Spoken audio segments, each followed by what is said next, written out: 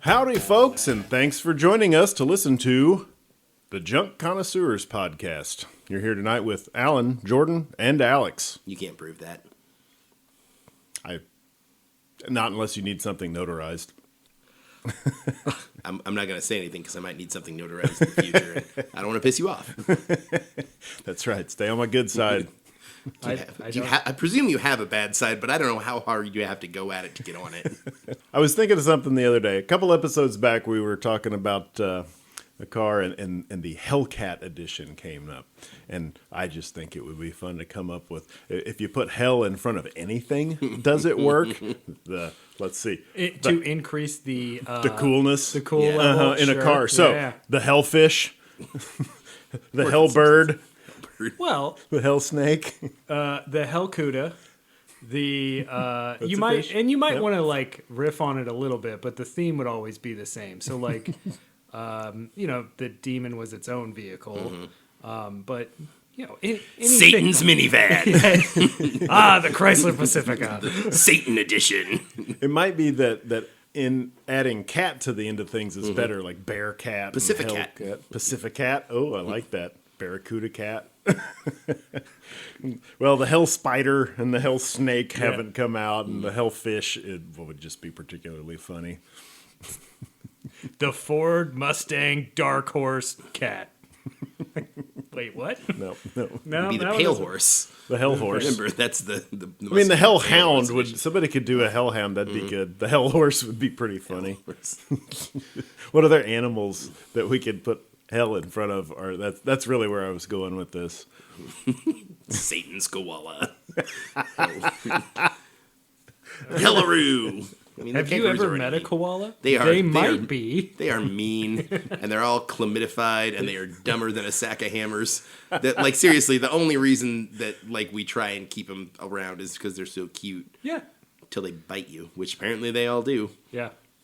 And then you get koala chlamydia. Koalamidia. Koalamidia, yes. Yeah. How could I have this episode brought to you by? Now we need to do a public service announcement. Oh yeah, koala. I don't even want to talk to your kids about koalamidia, and always wear protection when you go to the zoo. Gloves. Wear gloves when you go to the zoo. And the new AMC Hell Koala. Hell Pacer. I mean, a Hell Gremlin's probably like an actual thing in somebody's myth. The 1979 Subaru Hellbrat. I like it. The Hell Brat. The Brat Cat. Ooh, that one kind of works. I just want a brat so I could call it the Brat. But so I had another funny moment this week as I pulled into the ATM line and was behind somebody in a surviving, in rather good shape, Chevrolet Lumina. Ooh. Now, it's odd to see a Lumina in traffic these days, but to pull up behind one in an ATM line, what do you think's going to happen? Do you think that person's going to leave their door closed and their car in drive while they quickly operate an ATM and get money out of it like all of us have done? Or am I the old guy for using an ATM and cash these days? That might be a separate subject. Yeah. Like I would there are many places that if I ran into a Lumina, I would be like, oh yeah, that tracks. Mm-hmm. And the ATM is one of them. Yeah. Like the pharmacy, the Rotary Club, the Lions Club, the Elks, Well, so there's a lot of other vehicles also that we can have a running gag on this if we want. If you pull up in the ATM line behind one of these vehicles, you're like, okay, put it in park. I'm going to be here a couple An old of minutes. Silhouette? A Silhouette. Any of the Dustbuster vans? Any minivan that's not been washed in like a year and you can see the reflection of the fast food wrappers in the dashboard through the windshield and back window.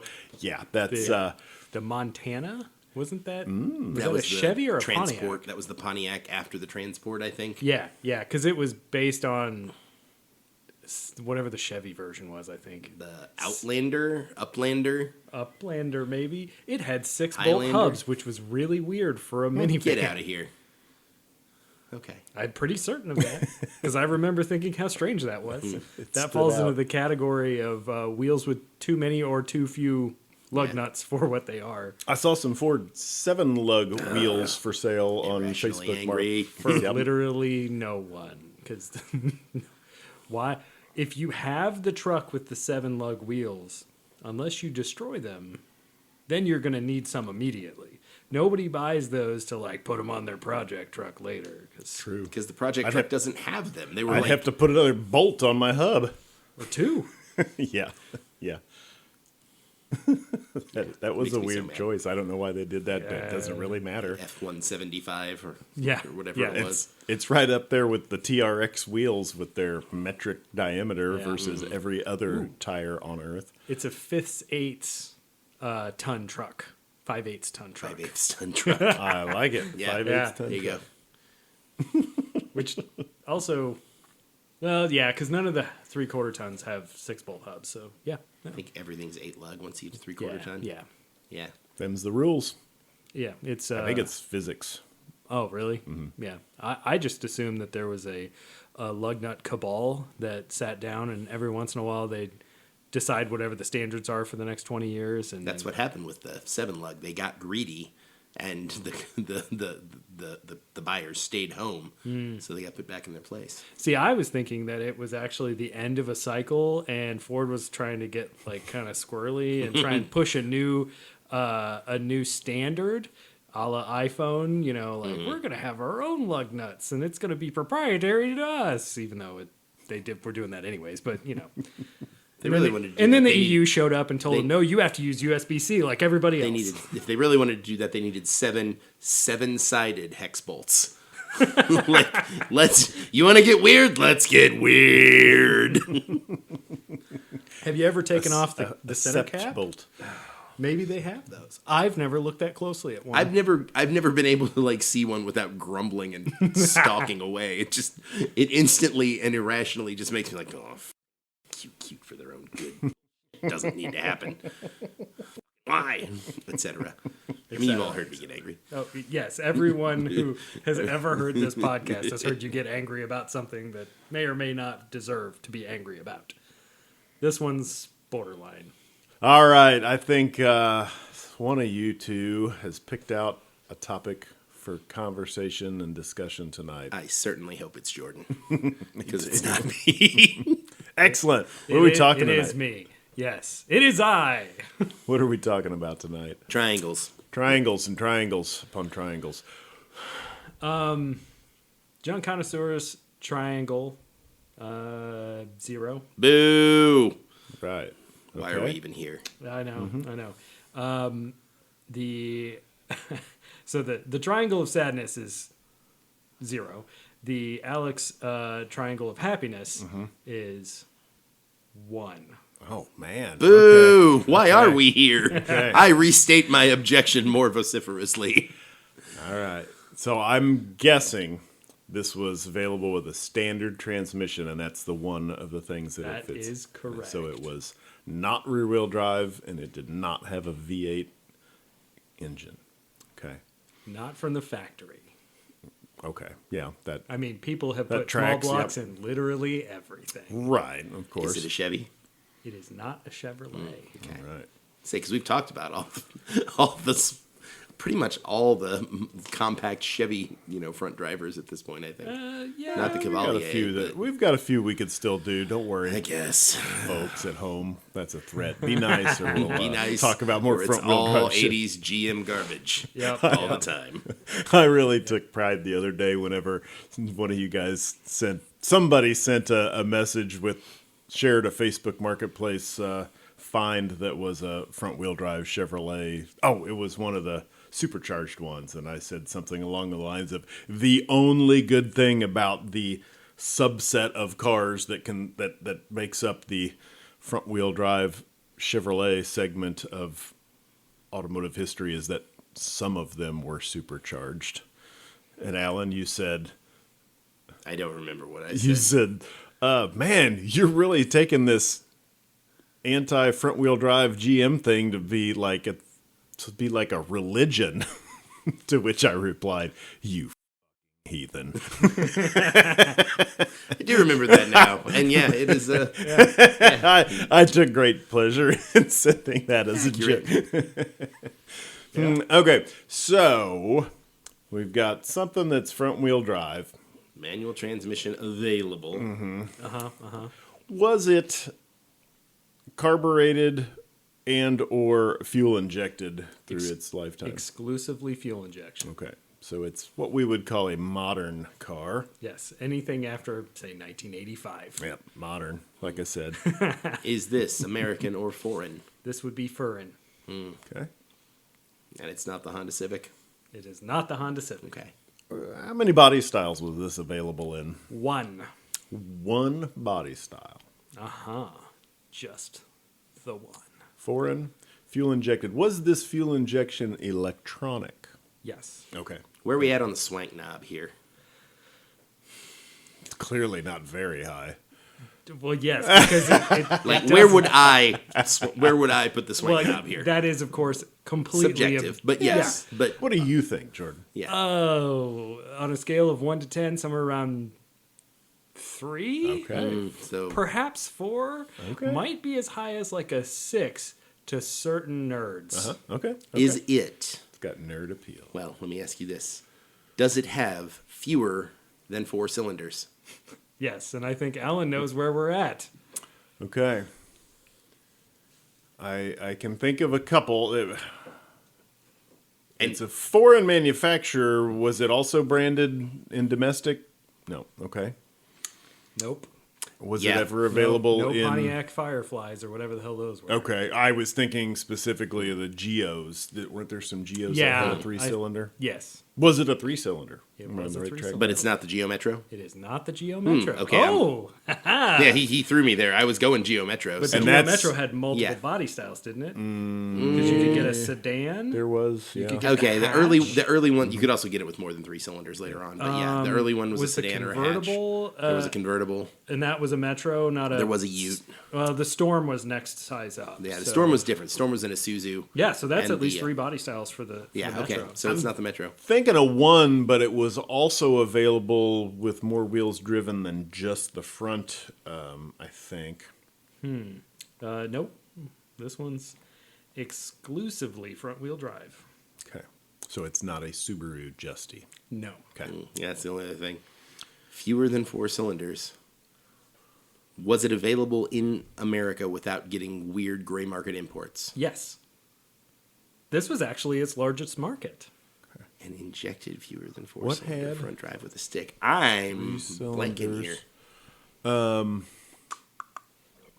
It had 2 doors. That checks out.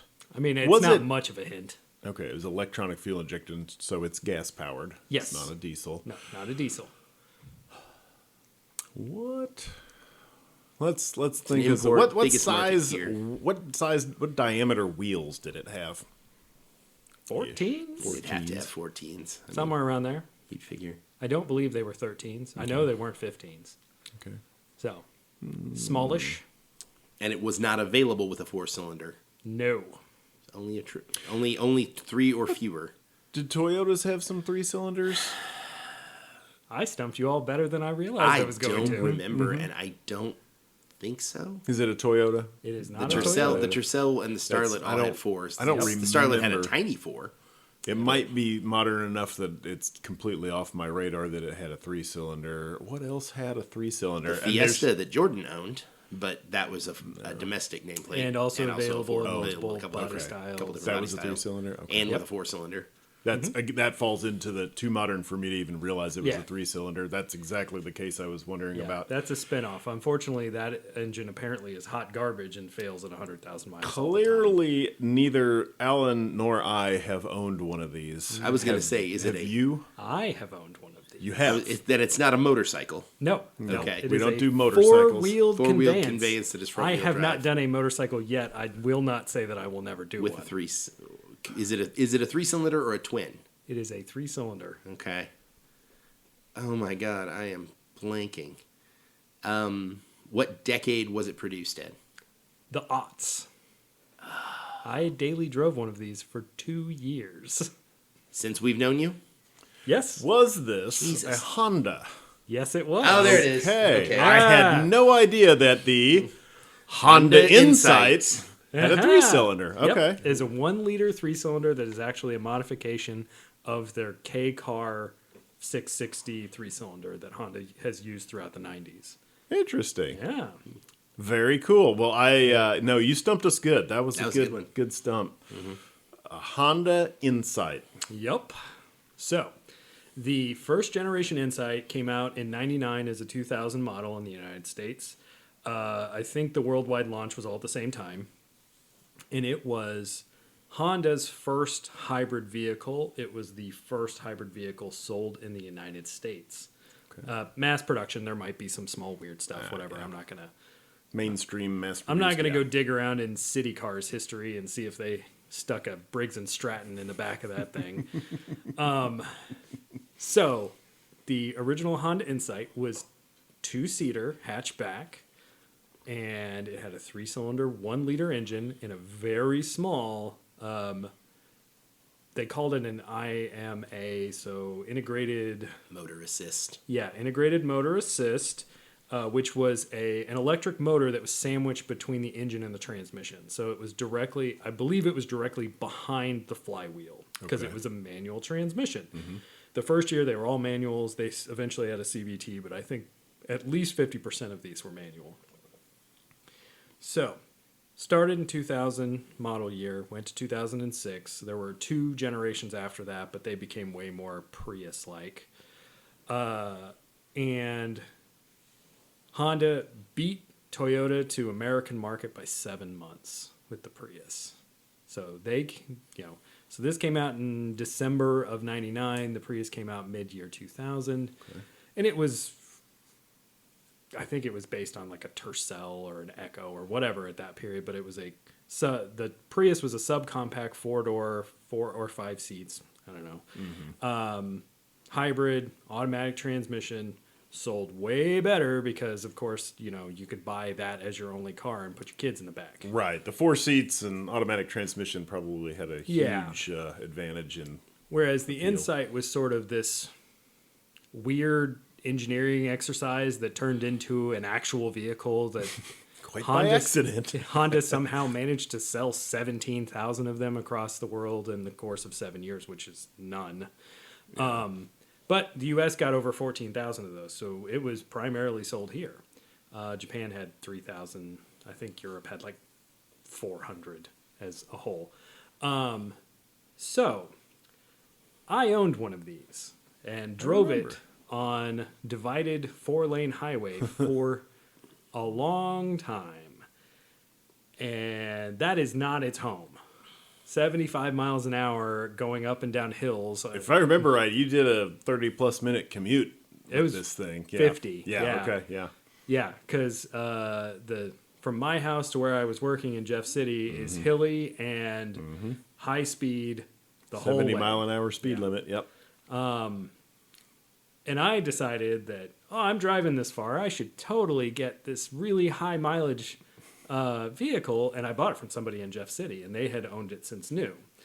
And the concept was great. Yeah. But I think during the life of me owning that vehicle, I got low 40 mile per gallon because I was having to beat the crap out of it to keep up with traffic. It's not bad, but it's still within the reach of a carefully driven economy car that's not got a hybrid setup, Yeah, but the ones that were in the same price bracket as when I purchased this would have been 10 years older and like a Civic VX or some HX, something like that, or a 5-speed Tercel. Like they would have been not faster and not more comfortable and would have cost effectively the same amount of money. They just would have had a back seat, which it wasn't our primary car, so I didn't really care. But no, other than really needing an extra 20 horsepower. It was a great commuter. I just spent a lot of time downshifting to third to get up hills. Wow. So, what was the horsepower of it? we can get to the specs. So it had a 1-liter 3-cylinder that made 67 horsepower. Wow. And it had a 10 kilowatt electric motor that at 3,000 RPMs was producing, so 10 kilowatts, like 13 horsepower. You didn't get that all the way to redline for some reason. I'm not 100% certain why. So peak power was 74, I think. But at 2,000 RPMs, you had 90 foot-pounds of torque. It's not terrible. Because this car weighed, anybody want to take a guess? Was it under 2,000 pounds? Under 2,000. 1850. That's very close. So with air conditioning, it was 1878. So the one I had was a manual with air conditioning, which is the mid-weight. The CVT was heavier. Yeah. You could also get it without AC, but we live in the Midwest. That's not a thing that's allowed. That's a very lightweight car. Yes.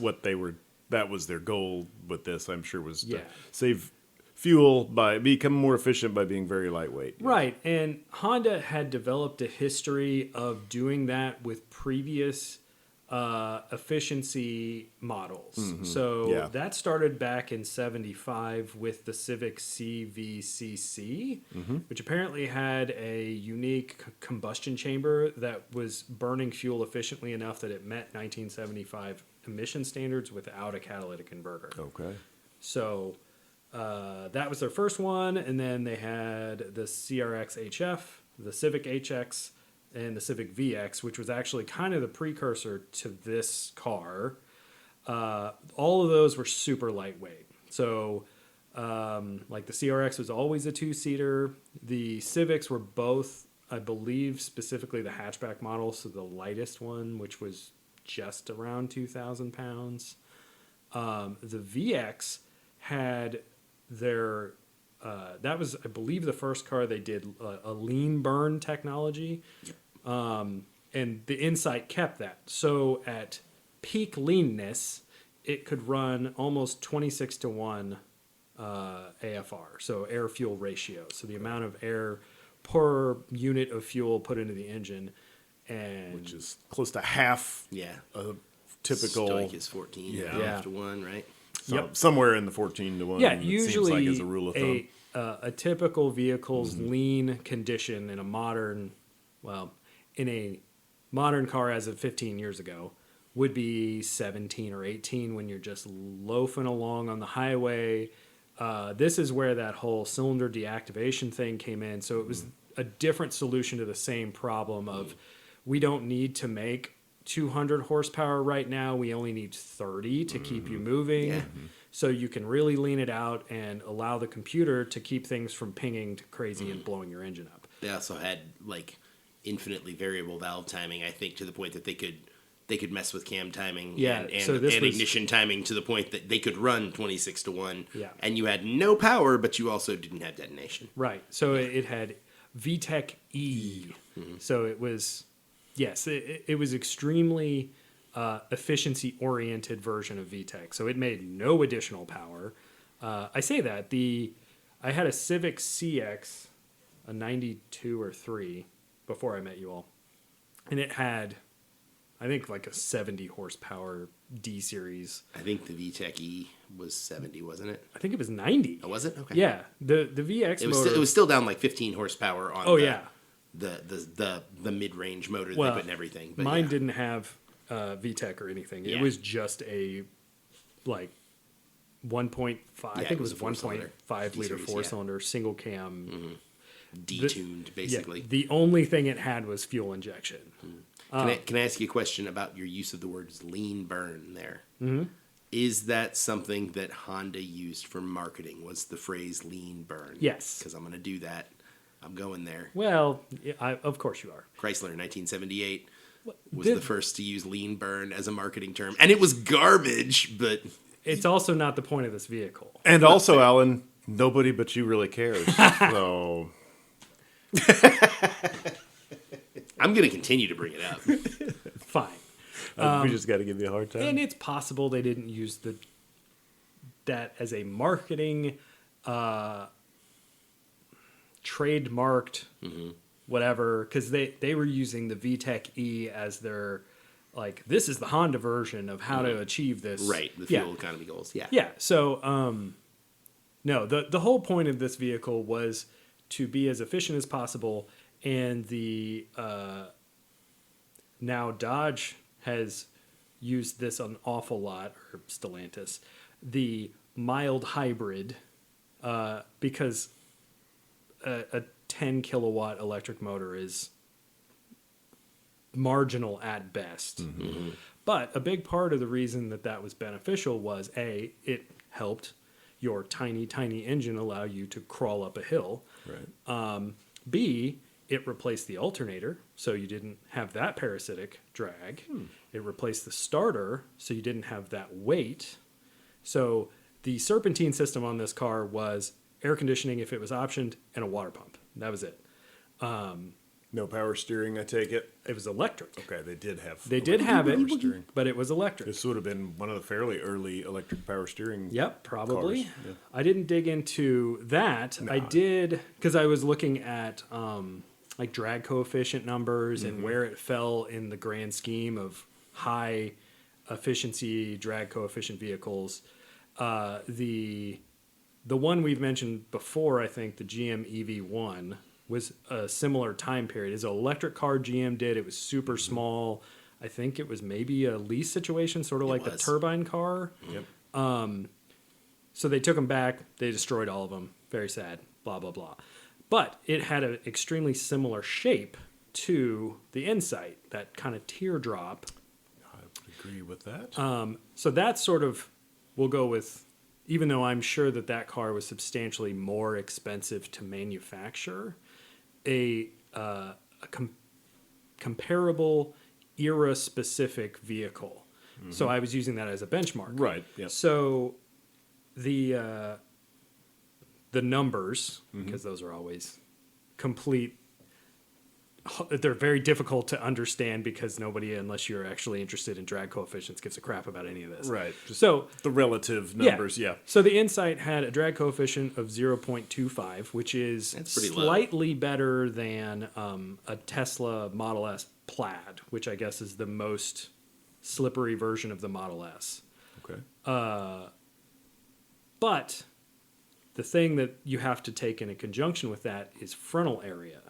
So the Plaid has a 0.24, slightly lower drag coefficient, but it has a slightly larger frontal area. So when you look at the car from the front, the actual flat surface that you would see is measured in some fashion, and the Insight was like 6 square feet.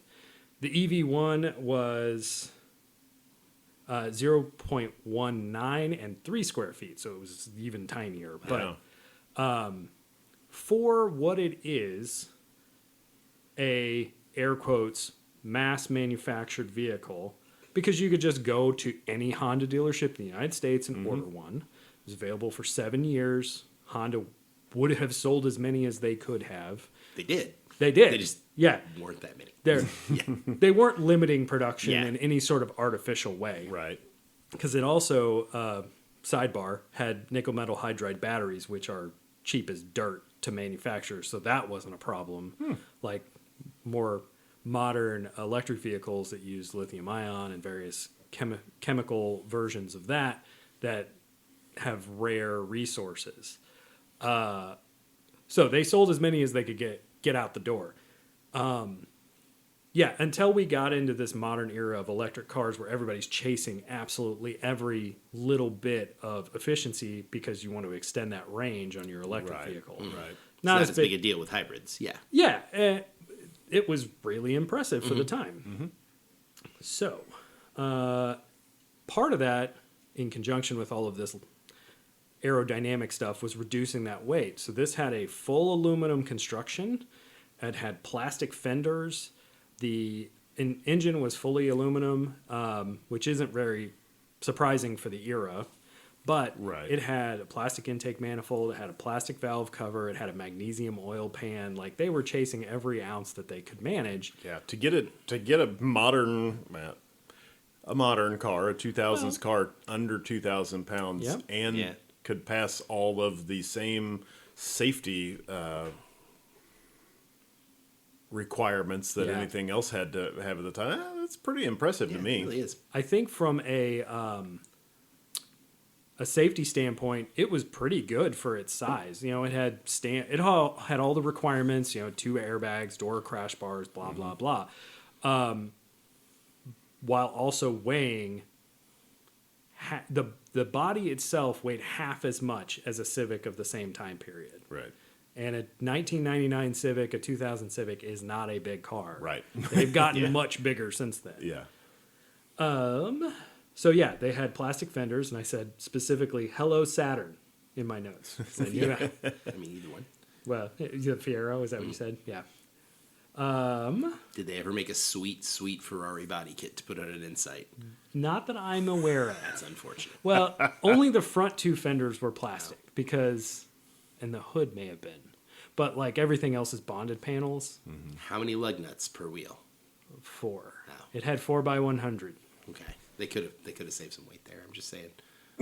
It might have been, but they had a. But then they would have, But everything else Honda built at the time was 4x1 or 5x1. So yeah. And it's all bespoke, so I don't know why they didn't, because they could have. Physics would have allowed that. It could be they did an analysis and realized that the additional lug nut allowed them to create a smaller knuckle.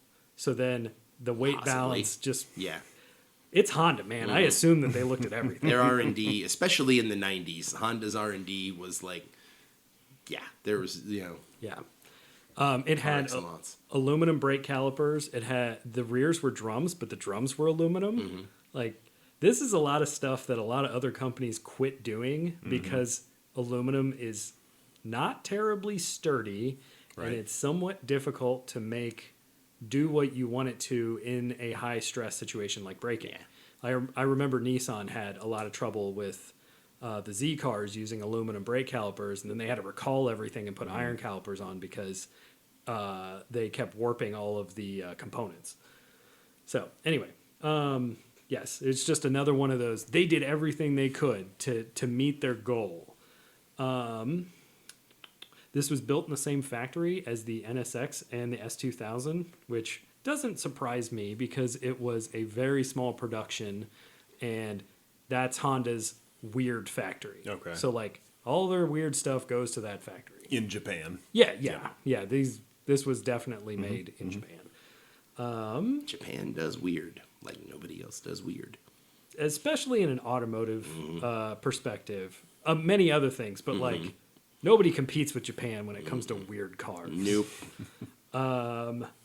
So, they're neat. I probably would be interested in finding another one if I existed, but I guess I'm sort of jumping ahead of myself.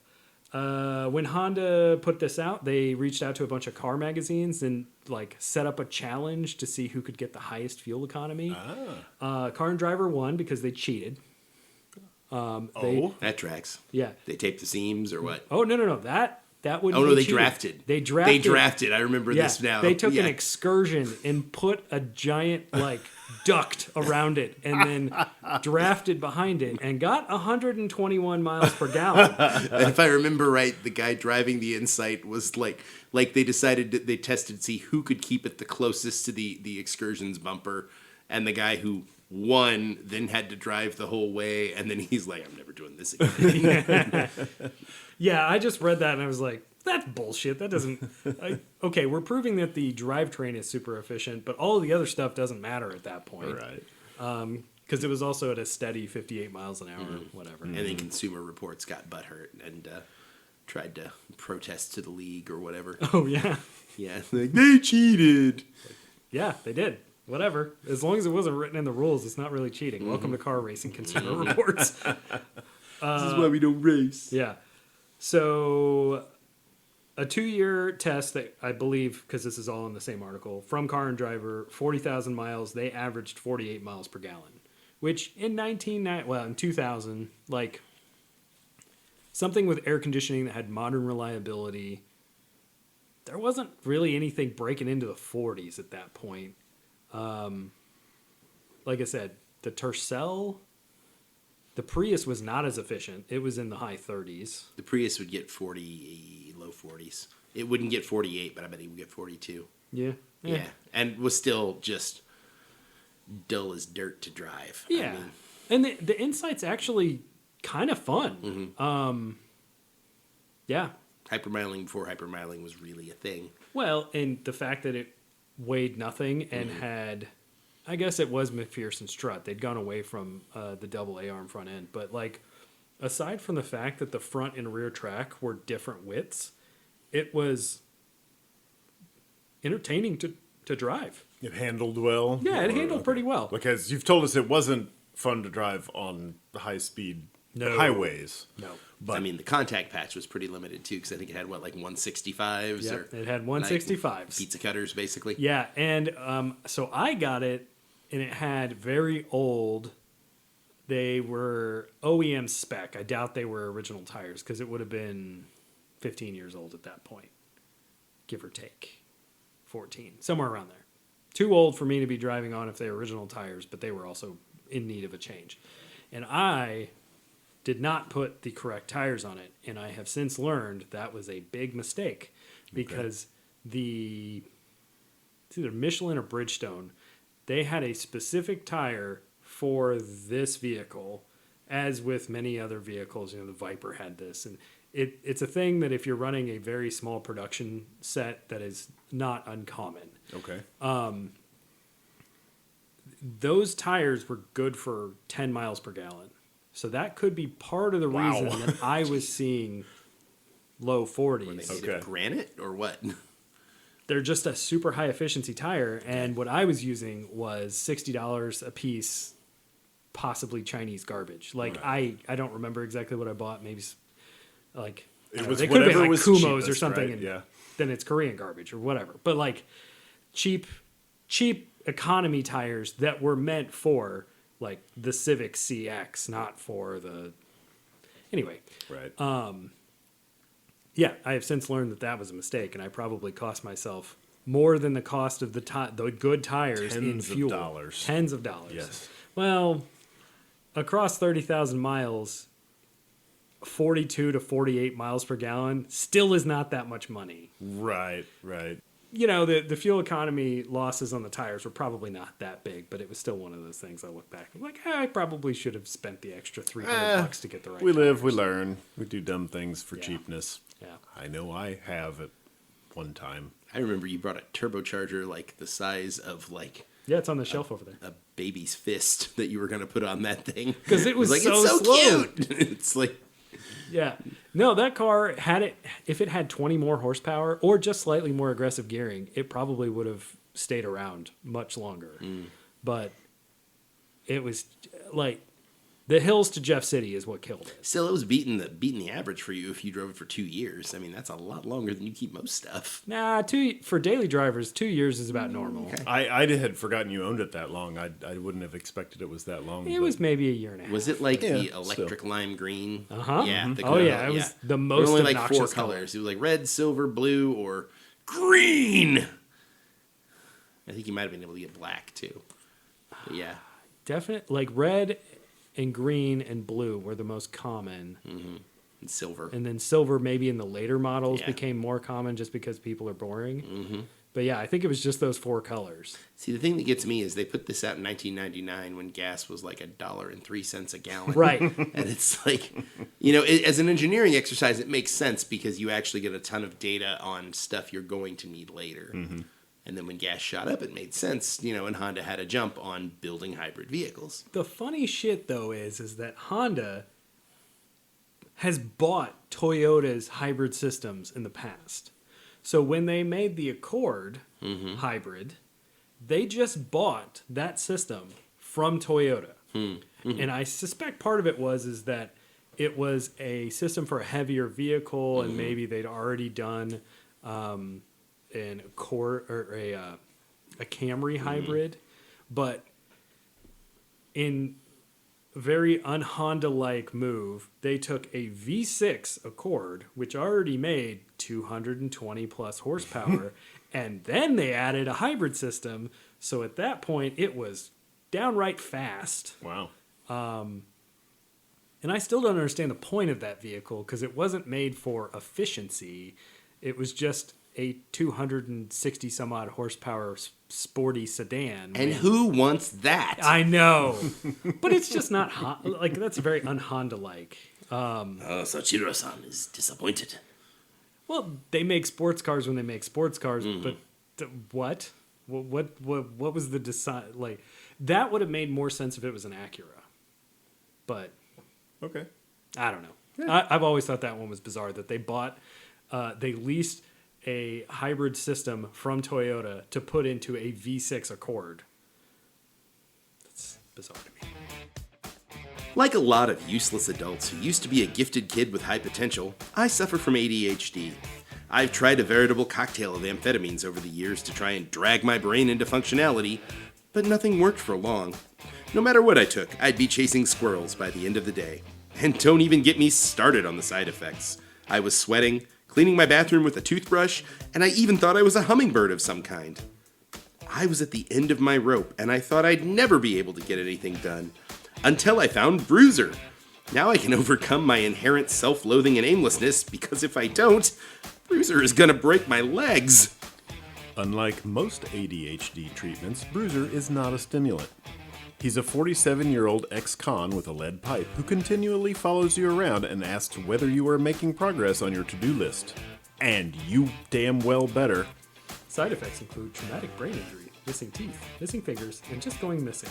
Do not use Bruiser if you've previously had dealings with organized crime. Bruiser may scare the ever-loving shit out of your friends and family, but they'll shut up if they know what's good for you. Call your doctor to see if Bruiser is right for you. Please. Because if he gets prescribed to you, you'll have to leave me alone. The Honda Insight. And there we are. How fast was it? Not. I don't think anybody bothered to measure it because it was probably like 0 to 60 in 19 seconds or something. Did they ever race it? Yes! Come on. They you did. know the format, Jordan. Motorsports. Because the British are insane. Oh, yeah. So it won Class A in Formula 1000 Rally UK. I don't know what any of that means. Okay. But it won 3 years in a row until the governing body said, hey, Honda, do not bring this car back because you are too good at this category. Okay. And it was not banned, but politely requested not to return. Interesting. I'll have to look into what Formula 1000 Class A According was. to 0to60times.com, which is a definitive reference. Oh, yes, it's very accurate. A manual Honda Insight hybrid. Guess. 0 to 60. I said 19. That's probably not fair.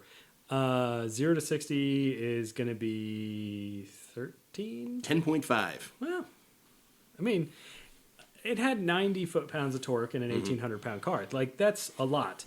The thing is that you could do 70 miles an hour in second gear.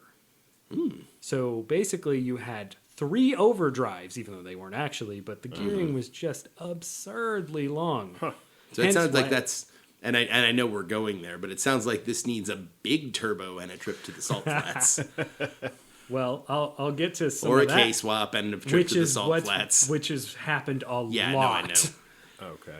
Well, I have a question about, we talked a little bit about what the hybrid drive looked like. We've got a 1,000cc 3-cylinder internal combustion gasoline fuel injected engine, and then was off the end of the crankshaft. Was it the flywheel and clutch and then the motor, or was it the motor and then the flywheel and clutch? The latter. I believe that the motor was sandwiched between the transmission, clutch assembly, like the whole thing. And so there really wasn't a time when the internal combustion engine was not being used. It was running at all times, and it was just augmented by the torque of the electric motor when you needed that extra torque. Yes, and it power. was not like a modern system Right. where you might be able to go a small distance on full electric. Like my van has, it's not a plug-in hybrid, but you can drive short distances on full electric.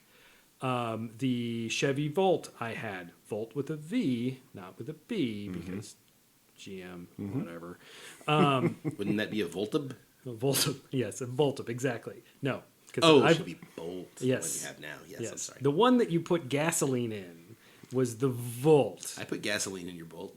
That's why it smells like that. I mean, I've put gasoline in my Bolt many times, but it's located within a 5-gallon jug because I have a regular ass lawnmower. Tank's rusted out, and you gotta run it off the bottle. I Right, get it. yeah. I've done that. Yeah, that's how the galaxy moves. Anyway, where was this diatribe going? Well, you were talking about how the hybrid drive worked. Yeah. You could not drive this on electric only power. Correct. So the electric motor was there strictly to augment the gas motor, to do the starting, to act as a generator since it did not have a traditional alternator. But the electric motor did not ever do any work on its own. Right. Had a 6.5 amp hour battery. At 144 volts. Yeah, I was gonna say I have a 6.5 amp hour drill battery at home. Yes. It's only 12 volts, but still. So that would be like 12 of those essentially. So if you take the entire hybrid system out of this car, it weighs 60 pounds. Batteries, inverter. Wow. I don't think the motor's included in that. But yes, the whole system is very light. So when I had mine, which has been 10 years ago, people were experimenting. They were putting battery packs in from Leafs or whatever. Nissan Leaf, that is, not from leaves. Yeah, Yeah. not from the ground. Battery out of leaves. Leaves.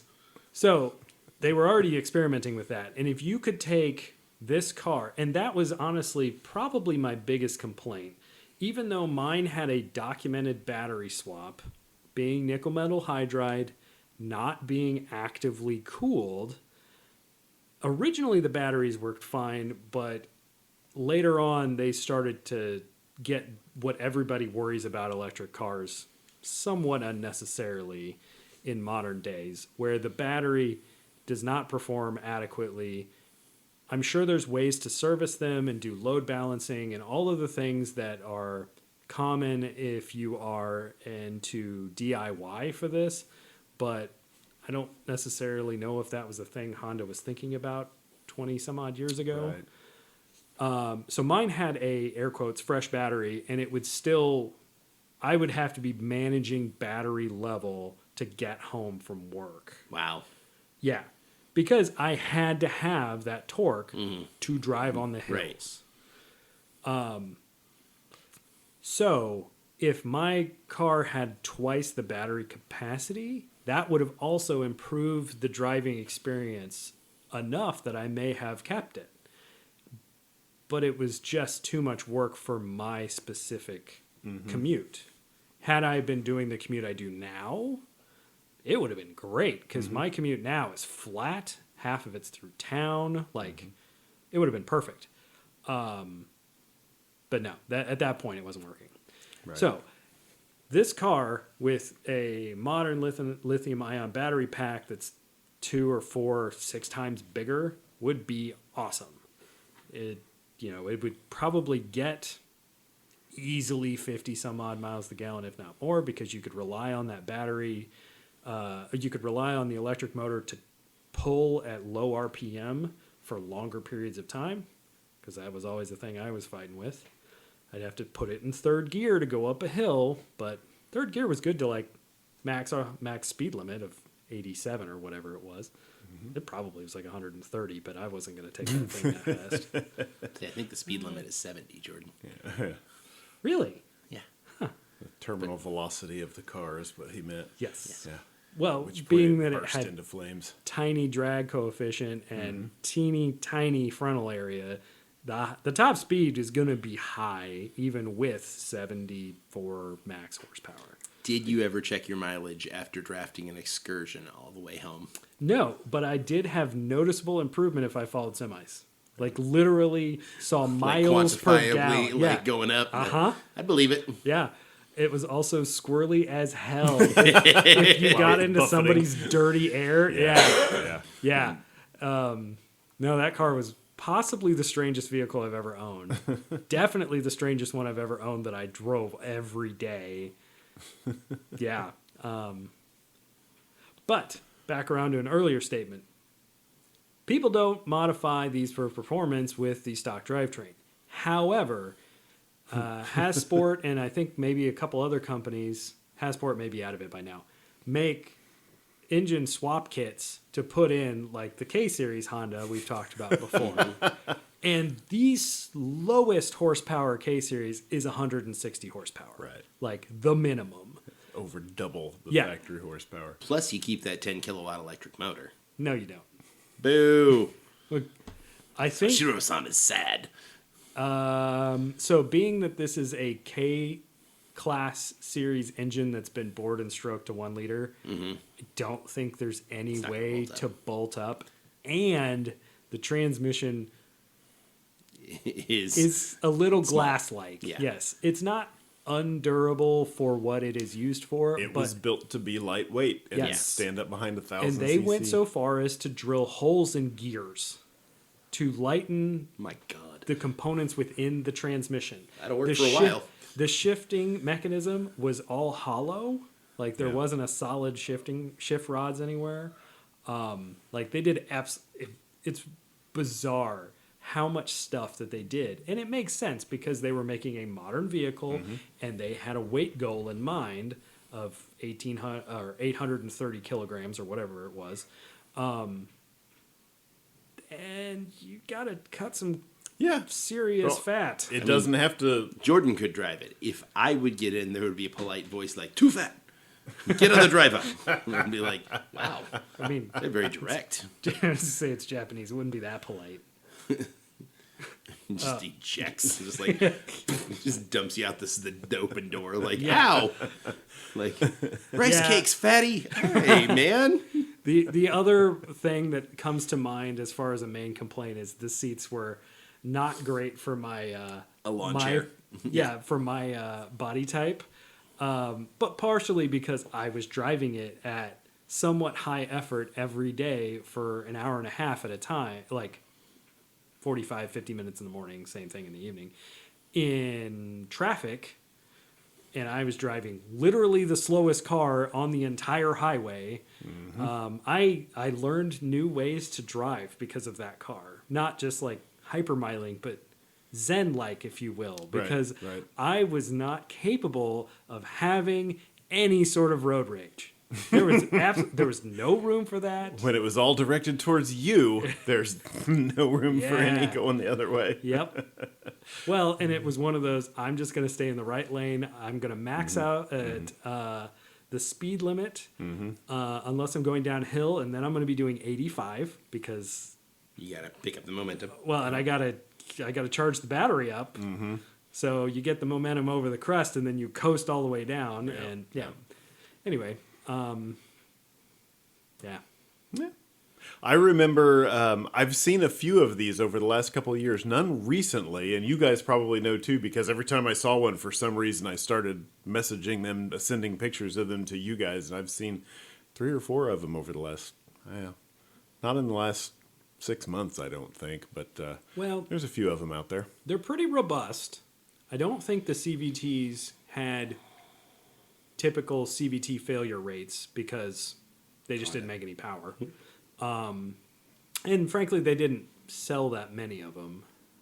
Now, where did the CVT come into play? The second model year, they brought it in as an automatic option. Okay. They didn't, I don't think it was the primary take rate even after that. It was sandwiched between the flywheel and the electric motor, but then the electric motor, then the clutch, then the transmission. Got it. No. Then there was a 2-speed, what was an in-out box, like a sprint car. Yep. Followed by, I believe, a cast iron power glide, maybe 2 for torque multiplication. And a big garage door spring wrapped around a shaft somewhere. Right, just dissuade you from working on it yourself, because you get under there, see that, and sproing, and you're dead. Got to protect their trade secrets. You forgot the gerbil in the wheel in the back. That was the true hybrid nature of the system. Yes. Jordan forgot to feed the gerbil, though, and it died after 3 weeks. It was really sad. His name was Ted. Rest in peace, Ted. Let's pour one out. So, there for a little while, there were a lot of people doing engine swaps in them because they weighed 1,800 pounds. And you could easily get a 200 horse engine into it. It cost money, but it was easy. bolt-in-ish. And then you have a 10-to-1 horsepower to weight ratio, all aluminum car that you assembled for $7,000 or $8,000. How do you put wide sticky tires under those skirted rear fenders? You take them off? Okay. Oh, I is mean, it a you don't really removable need skirt? wide sticky tires on the back. That's true. Yeah, just keep the donuts back there. Yeah. The rear track width does screw with handling some, and it was a torsion beam rear suspension, not exactly modifiable, but anyway, I always thought that would be fun to build sort of a little kind of street rod style thing, but not street rod, but that would actually qualify for our modern sleeper. Okay. Yeah. Because it's sort of Legos, and the parts that aren't Legos people make. Like you can buy axles for it, the adapter axles. It's a little bit not like ostentatious, but still it's weird enough that people notice it. Right. But at the same time, most people have seen them and they're like, "Oh, what's that?" I've seen. It would be The last thing they expect, though, is for it to be fast. Exactly. Yes. Well, and unlike the CRZ that came later, which was kind of the spiritual successor to the first generation Insight, even though they were making an Insight that was a sedan at the same time the CRZ was out, it looked kind of racy. This looks like a jelly bean that got teardropped out a bit, and that's it. Right. They are not aggressive looking in any way. So no, I've seen them come up for sale several times because being aluminum, they don't rust, so they are still around in the Midwest, and they'll have 350,000 miles on them because the drivetrain's pretty bomb-proof, assuming you do all the normal stuff with it, and people really like these. There's a cult following. Yes, from new, I'm sure. Yes, so they're taken care of. I can sort see of. that. Yeah. We've had this discussion about vehicles that should be in the same category, but some last a lot longer than others. But it has a lot to do with the kind of person who tries to buy these. Right. Right. I think at the time, we were discussing compact cars. So when was the last time you saw a ZX2 Ford? And they were everywhere. Right. And they were good cars. Because they were throwaway But cars, they were 12 right? grand, Yeah. and, some people took care of them. Or a first-gen Dodge Neons. The same thing. But it's still somewhat common to see, a Corolla of the same vintage. Yeah. Because they were more expensive, and they tended to attract people who maybe took a little better care. Right. Not all of the people who bought them, obviously, but a greater percentage of people took a little better care of them. Yeah. Yeah. So, no, if for the 14,000 that are out that were sold in the United States, I bet a reasonable number of them are still around. Granted, some of the people who have them have 9 of them. Yes. So yeah, they've hoarded the either runners and or parts cars. Yeah, that's how you keep something like this going. So to finish my story of my time of ownership, I put mine up for sale on Craigslist, and a guy from New York reached out to me to buy it. And I was like, this is weird. And he told me that the day before, his red Insight got just obliterated on some New York City street. And he was distraught, and he wanted another one, and mine only had 65,000 miles on it. And so we set it up, and he sent me money, and a guy with a semi-truck showed up next to my house and loaded it up and drove off with it. It was weird. I feel like I was there when he were we doing some sort of wrenching party or something when the guy because I feel like I remember that truck pulling in and being utterly confused by the gravel cul-de-sac you lived on and having to do like a 47-point turn to get lined up. And you're just like, dude, I can just drive it out to the paved road and you can load it there. He's like, no, I got this. Yeah, that sounds familiar. Yeah. It was a very baffling experience. Yeah. But yeah, the fact that somebody half the country away bought mine. Right. Yeah. What are these things worth now? Not much. Really? Okay, so they're relatively low value. Yeah, I haven't looked in the last couple of years, but from a performance standpoint, they are so outclassed by hybrids. Okay. Like a new Prius this makes sense, yeah. is the same economy, and it's 220 horsepower, and it has all the modern amenities. And yeah, I don't know if there's much appeal because it's not, it doesn't have it has soul for what it is, but you're not going to get a whole lot of emotional buy-in if you're not already in this. Right. It's a vintage hybrid. Right. Looking on Facebook, there's a beater with a stick in Springfield for $1,000. Right. And it's been on there for 3 months. Right. And then there are a couple of nice drivers that are between $3,000 and $5,000. Yeah. So for someone, now is not exorbitant by any means. But they haven't dropped price then.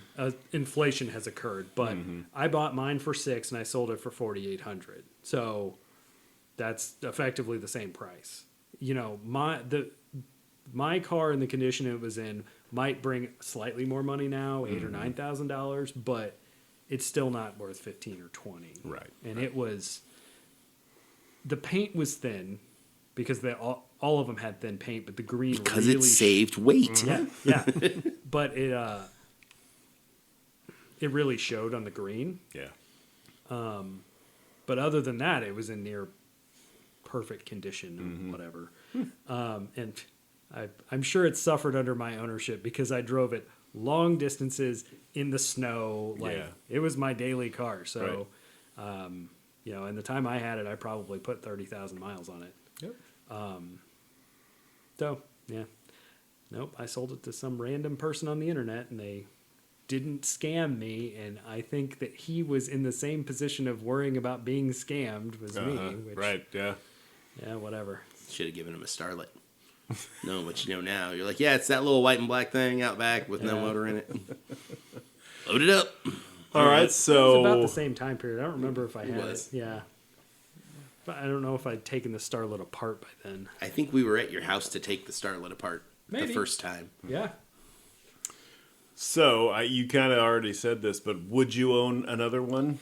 I would buy another one specifically to do stupid stuff to it. I would not buy it with economy as a end goal. Even though and you've already kind of talked about this, even though your commute now would be better suited to it, you have a more modern car that's better suited than this is. Right.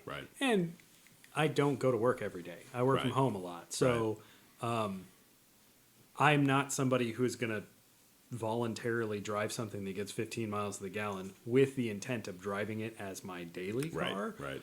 But I'm not in a position where that is going to be my primary concern. Yep. Understood. Yeah. No, I think just slapping a slightly warmed over K-Series into one of these would be hilarious to go troll people with. Yes, you want one for the comedy / performance factor. Yeah, where the 10.9 seconds 0 to 60 is actually much closer to the quarter mile speed. Yeah. I support this. Yeah. It's one of those things like there's fewer of them every day. But, as I said, they don't rust. They do have all of the normal old car stuff where the engine fails or the inverter dies, and people just don't want to screw with that. So there's a bunch of shells. And as long as they don't get crushed into beer cans. Now, I have a question running the opposite direction from putting a K swap into an Insight. Can you take this 1 liter triple based on the same architecture as Honda's K car motors and put that 1 liter engine, say, in a Honda Beat and pick up 50% more displacement, put the head and intake from the Beat on it, and go from 70 horsepower to maybe 90 horsepower.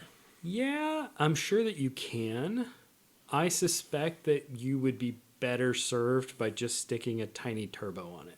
But that's true for most things. Like difficulty and longevity suffer for forced induction versus engine swap. But it's entirely possible that they share enough architecture that you could take the Insight block and use that as a place to start for a Beat build. That was my thought. Yeah. I would not use the head because it's got some weird stuff going on. Yeah, no, that's what my thought is. Use the head and intake track and exhaust from the Beat. Yeah. Old boy in Arkansas who has all the micro wankers. Yep. Still has a Beat for sale, and it's $6,500 and he's had it for a year. Yeah. So I wonder how rough it must actually be in person. Because I keep looking at that and being like, Miata does feel a little big sometimes. So funny. That guy who has the Mitsubishi FTO at Sam's Club, I talked to him. Okay. And I think he bought those from that guy in Arkansas. I think he said he got both that and his right-hand drive Corolla that's been for sale because it has a bad engine. I haven't seen that one, but he's been trying to sell it for, I don't know, like $4,000 for a long time. No, dude, sorry. That one's, she did. Now, old boy in Arkansas, I keep wanting to be like, hey, I know you don't have it right now, but here's what I want. And if you come across it, I'll, pay a premium to buy your finest tiny wanker with a turbo and a stick and the correct color. So, Alan, how about the Honda Insight? Would you? They intrigue me a lot, and I have looked in the past, and when I had a long commute, and I had a very long commute for a while, these were way more interesting to me. But right now, my commute is 2 miles on 30-mile-an-hour streets, and if I want to go somewhere else, I have my wife's 35-mile-per-gallon Honda SUV. Yeah. So it's like, they're neat. If I got one, it would be for the same reason Jordan is, Right. I mean, like I'm gonna go to Bonneville and see how fast I can push this thing, or I'm just gonna hoon around and make people wonder what the hell's going on. Drag strips are fast enough, man. I don't need to do 200 miles an hour on salt. See, it's not so much like everybody thinks it's like, it's just like table salt, and apparently no, it's tiny marbles, tiny marbles. Well. Or driving on top of a creme brulee. That could crack at any point. But it's also going to destroy everything else you brought. So I hope your trailer is really well coated. And I didn't even think about that. Oh, yeah. I bought Doug DeMuro's book the other day, and it reinforces that but I really think he's kind of a ponce. But the book, it's moderately okay, but occasionally he goes off on people who, like, you're not a real journalist if you use the word anyways. And I'm like, buddy, do you really live in a not glass house? But yeah, he was talking about taking, I forget what it was, but it was some rental car that he took out to Bonneville with his girlfriend. Like, they found Bonneville, and it was the week after the big SCTA meet, so the lanes were still cut and smooth. Yeah. And they were driving this rental car at like 120 miles an hour, and they were like 3 miles out, and they look over, and there's a cloud burst coming in, and if you get caught in the rain on salt, you're done. So they were literally driving 120 miles an hour trying to stay ahead of this storm to get back to the paved road, and they did, and that's a pretty good story. Yeah. And then he said, anyways, and I'm like, you and I just kind of threw my phone across the room. Are you familiar with Superfast Matt on YouTube? No. You should check him out. He's building a land speed motorcycle, and he took it out to Bonneville, and he's tried to take it a couple of times. One year they got completely rained out, so he just took his 4Runner out and like drove around, and it was insane. But yeah, he has a bunch of really good videos. You would like him. His sense of humor is so dry, and he's very funny. And he's built a bunch of really cool stuff. Like, he has a Honda S600 that he put a CBR 1000 motor in. So the tiny convertible from the 60s, probably what the Honda Beat is the successor to. Right. But it had a 600cc engine derived from a motorcycle. And he found a ratty one and stuck the CBR motor in it, and he was on Jay Leno's garage. I've seen Leno's garage doing that car. Yeah, I haven't seen his channel, but I've seen Jay Leno doing that. So yeah, he's now a full-time YouTuber building weird stuff. So he has a land speed motorcycle he's putting together. He's just finishing the body now. He built an off-road Viper because that makes sense. He owned a Viper like in previous years because he was like an engineer at Apple and stuff. And he's like, yeah, it's crazy and fun and blah, blah, blah. And, it overheats all the time. So what am I going to do? I'm going to buy another one and I'm going to lift it, put giant tires on it and a solid axle on the rear end and then drive it through the desert at 100 miles an hour. Yeah, he's insane. Yeah. He's done a bunch of other cool stuff too. So Alex, would you buy a Honda Insight? I don't think so. They're quirky and fun to see and spot in public for some reason, just because there's not many other things like that around for reasons we've already talked about. But I can't say if a deal fell in my lap, I wouldn't have one. But with only that few of them being produced, it's going to be something that's going to be kind of hard to keep on the road. Am I wrong? No, I think that they had. So that falls into my theory of automotive manufacturing as there's a certain time period where everything was both reliable enough and not too complicated that you could maintain it. This is, So the hybrid system exists, but it's really simple. Yeah. And the gas engine exists, and it's also very simple. You can only pull parts from other Insights, but there's enough of them that it's not that big of a deal with the internet. Yes, with the internet and eBay and that kind of thing. Right. So a 5-speed Insight should theoretically be capable of being kept on the road indefinitely. If I bought it, and I don't do this as you guys know generally, but if I bought it, I could see buying one if a great deal fell in my lap and one that was in good condition and I could experience for a little while knowing that I could maybe sell it to somebody who was more interested in it than I would be, then I could see doing that, but that's not my general mode. I don't buy many things knowing I will sell them. Thunderbird being your foster situation. Yes, my foster situation, that was the exception to that rule. But and in 15 years, a foster situation may come up in this for this particular vehicle.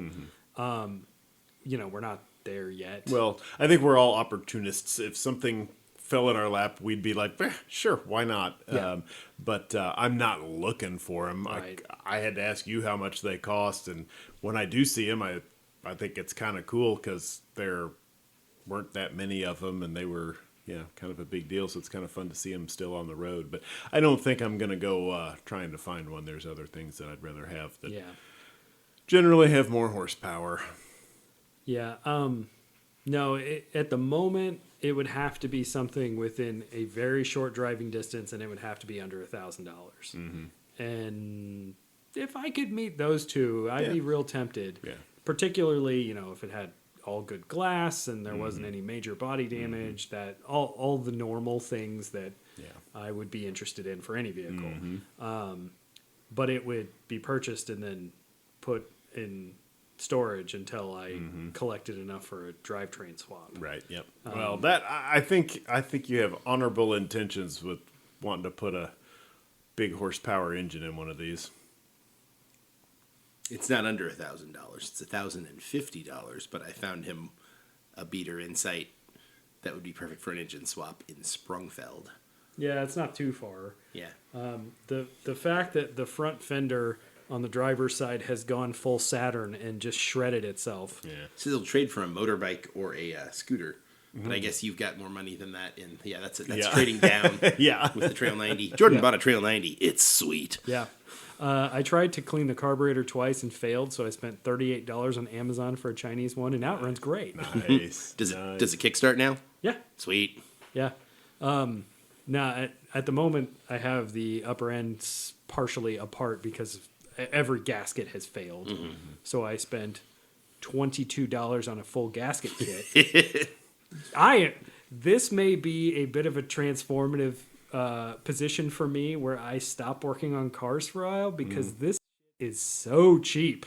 Like, I can buy everything I need to rebuild the entire engine and transmission for like $200, and I can do it at home. Or you can buy a 140cc life van with a transmission and an extra gear for like, what, $350 now? If you want a good one, it's $500. Okay. You can buy a real questionable suspect one that might fit for $150. Oh, yeah. Because I remember when I had my passports when I was in law school. Basically, when I was in law school, I spent all day, every day on Craigslist and eBay, and I was... How is that different than now? I was ostensibly supposed to be learning how to become a law-talking guy. But at the time, they had like... everybody was like, just buy this life van. It gives you... It goes from 8 horsepower to 13 horsepower. And I'm like, ooh. I didn't. I sold those. Cool. Learned a little bit about the Honda Insight. I don't know much else that we need to talk about it, so I'll just say, stay fresh, cheese bags.